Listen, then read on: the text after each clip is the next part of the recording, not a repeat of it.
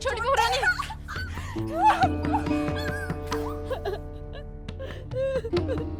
ये क्यों शोर मचा रही हो? छोटे बाबू सो रहे हैं। ये उधर खिड़की से छोटे बाबू को आवाज दे रही थी। छोटे बाबू को? नहीं, छोटे बाबू, वो मैं। ये क्या छुपा रही है? क्या छुपा रही है? नहीं, कुछ नहीं छोटे बहू, कुछ नहीं।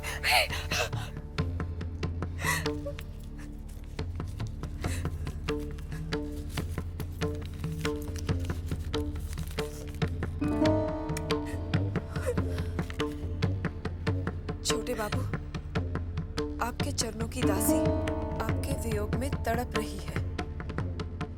मैं आपसे मिलने हवेली पहुंची थी, मगर बंसी ने मुझे बाहर से ही ये कहकर भगा दिया कि आप मेरी शक्ल भी नहीं देखना चाहते।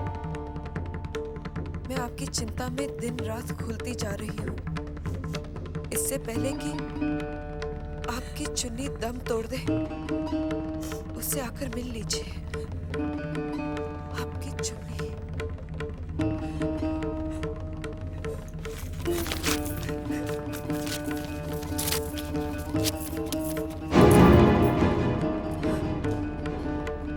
तेरी ये सब करने की हिम्मत कैसे हुई?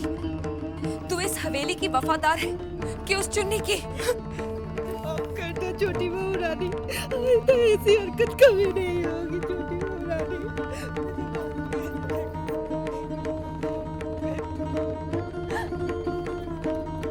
आइंदा ऐसी हरकत मत करना, नहीं तो तू जानती है ना कि हवेली के पिछवाड़े तेरे जैसे न जाने कितने गद्दार जिंदा दफना दिए गए हैं। नहीं नहीं छोटी बहू रानी, चली जा यहाँ से, चली जा।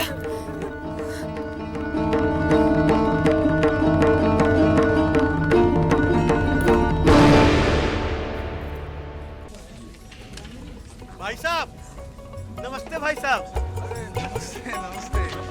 आपने मुझे पहचाना? आपको कैसे पूछ सकता हूँ? जब मैं कलकत्ता पहली बार आया था, आप भी तो थे जिन्होंने मुझे सही रास्ता दिखाया। वैसे मैं एक दो बार आपकी दुकान पर आया था जलेबी खाने। ये नहीं, जलेबी का कारोबार तो मैंने उठा लिया। मुनाफे का सारा शक्कर तो चिट ही चाट जाती थी। कर्ज में सिर का एक एक बाल बिकने को आ गया था। बहुत बुरा हुआ। अभी आप क्या कर रहे हैं? तूने तो लोगों का ब्याह करवाया। अभी नन्ही बाबू के दफ्तर में एक जगह मिल गई है।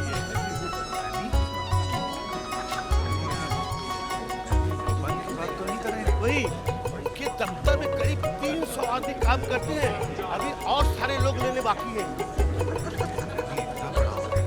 आप जानते हैं उन्हें? हाँ, जानता हूँ, बहुत अच्छी तरह से जानता हूँ। अच्छा भाई साहब, मैं चलता हूँ, थोड़ा जल्दी जाऊँ, फिर मिलेंगे। अच्छा, नमस्ते। फिर मिलता हूँ। हाँ हाँ। भूतनाथ बाबू, अच्छा हुआ तुम आ गए। आज मैं अपने दिल का बोझ हल्का करना चाहता हूं।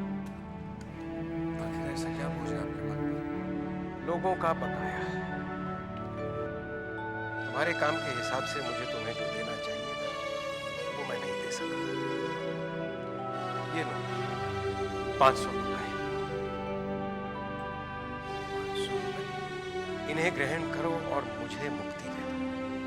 मैं एक एक ऋण से मुक्त हो जाना चाहता हूं। बाकी जो बचेगा वो मैं ब्रह्म समाज को दे जाऊंगा। ये रुपए मैं नहीं ले सकता। क्यों नहीं ले सकते? मुझसे एक अन्याय हुआ है। भूतनाथ बाबू, तुमसे कभी कोई अन्याय हो ही नहीं सकता। जबा जानती है मुझसे क्या अन्याय हुआ है। जबा? जबा बेटी, ये भूतनाथ बाबू क्या कह रहे हैं?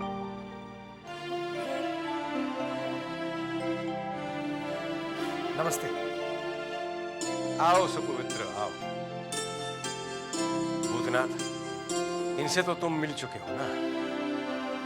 जी हाँ, मिल चुका हूँ। इन्हीं से जबा का विवाह हो रहा है। जी मैं चलता हूँ। अरे, कहाँ चल दिए? थोड़ा काम है, बाद में आके मिलूंगा। नमस्ते। अच्छा, नमस्ते। नमस्ते।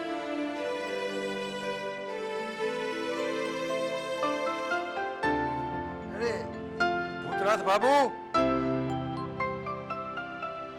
भूतनाथ बाबू, क्या है रतन? आपको दीदी बुला रही हैं। दीदी, भूतनाथ बाबू आए हैं।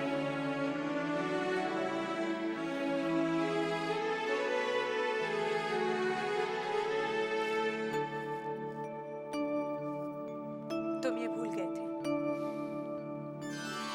नहीं, मैं भूला नहीं। तो इसे इस तरह छोड़ जाने का मतलब? आप रख लीजिए। तुम मुझे दान देकर जा रहे हो। मेरी इतनी हैसियत कहाँ कि मैं आपको दान दे सकूं। ये रुपए मैंने आपको दहेज में दिए। दहेज? मैं तुमसे दहेज क्यों लूं? तुम्हारा और मेरा संबंधी क्या है?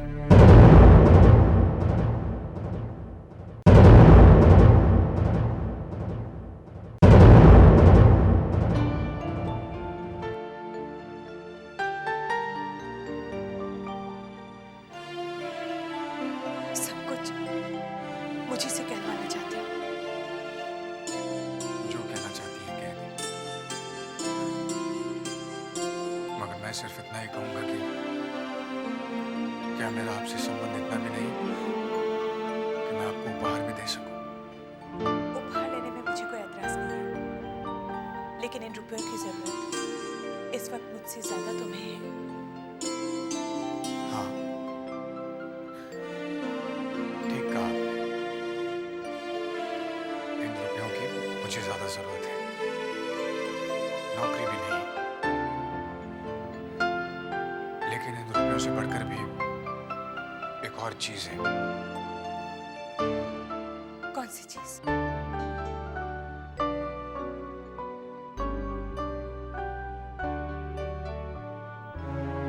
बोलो भूतनाथ, कौन सी चीज है वो?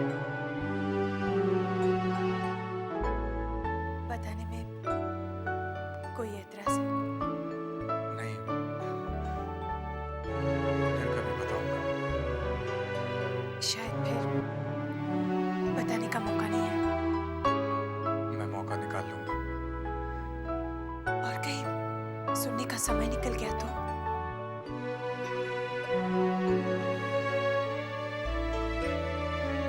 सुपवित्र बाबू आपका इंतजार कर रहे होंगे। बड़ी ईर्ष्या होती है ना उनसे। भला मुझे क्यों ईर्ष्या होने लगी? बात को घुमाओ मत। उस दिन तुमने मेरा हाथ पकड़कर खींचा था, मैं वो सह नहीं सकी थी। लेकिन आज मैं वो सब सुनना चाहती हूँ जो तुम मुझसे कहना चाहते थे।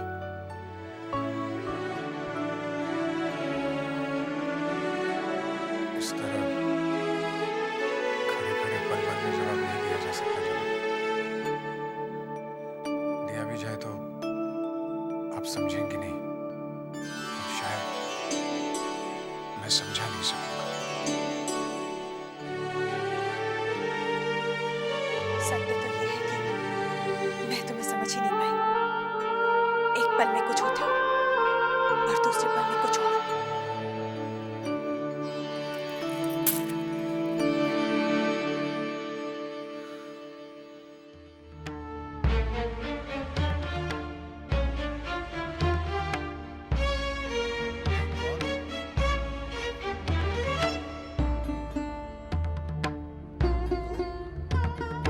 कहाँ गई थी?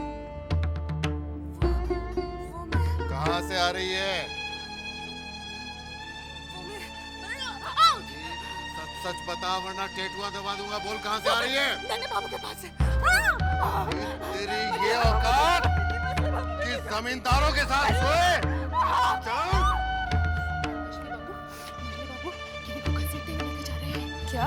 हाँ, हमने उसे नन्हे बाबू के कमरे से निकलता हुआ देख लिया। तेरी इतनी हिम्मत कैसे हुई? चल। अरे अरे अरे अरे अरे क्या हुआ? क्या किया इसने? अरे ये पूछो क्या नहीं किया? दासी होकर रानी बनने के सपने देख रही है, अपने नन्हे को बिगाड़ रही है। आपका नन्हे में कोई दूध का धुला हुआ नहीं है। उसका मैलापन क्यों नजर आने लगा? बुआ का खून जो ठहरा। मछली बहू, मैं पूछती हूँ आपसे, आखिर जिम्मेदारी की कौन सी परवाह जिसमें सारा कसूर औरत के ही मत्थे मढ़ा जाता है?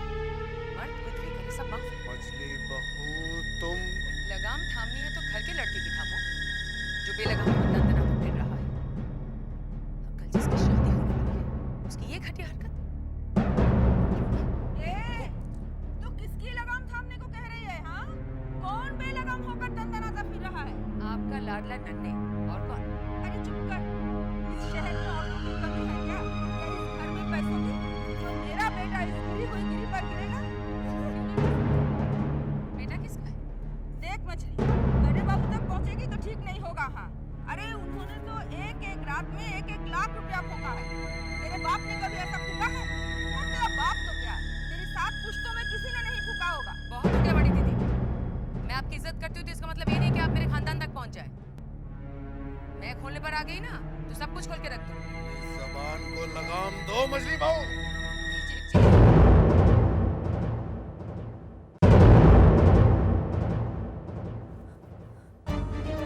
छोटी बहू तुम बीच में मत आओ। माफी चाहती हूँ जेठ जी। अनजाने में जब बड़े गलती करने पर उतर आए तो छोटों को बीच में आना ही पड़ता है। आप मर्द हैं, मर्द औरत पर हाथ उठाए ये शोभा नहीं देता।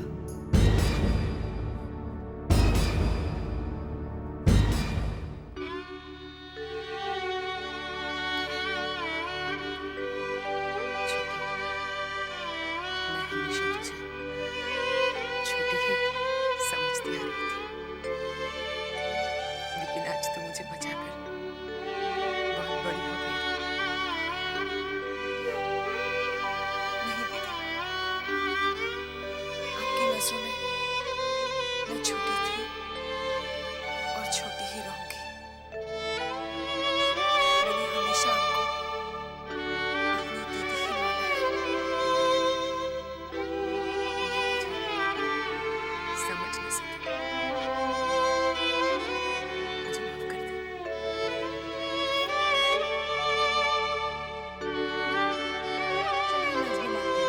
मैंने बागोटी सजा ली है। आज दिल नहीं है सिंधु।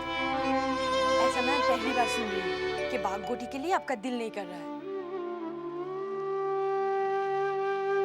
ऐसा आज हुआ भी तो पहली बार सिंधु। मालकिन, आपको बहुत दुख पहुंचा है ना? दुख इस बात का नहीं है कि मछली बाबू ने आज मुझ पर हाथ उठाया। दुख इस बात का है कि जिस छोटे को मैं हमेशा ताने मारा करती थी, वो आज कितना बड़ा काम कर दिखाया। छोटी मालकिन भले ही गरीब घर की लड़की है, लेकिन उनका दिल बहुत बड़ा है। मैं खुद की नजरों में जैसे गिर गई हूँ। जिस छोटे से मैं हमेशा नजरों में नजरें डालकर बात करती थी, आज उससे नजरें मिलाकर भी नहीं बात कर सकती। अब ऐसा क्यों सोचती हैं मालकिन? यही सोच सोच कर मैं शर्म से गड़ती जा रही हूँ। छोटी को मैंने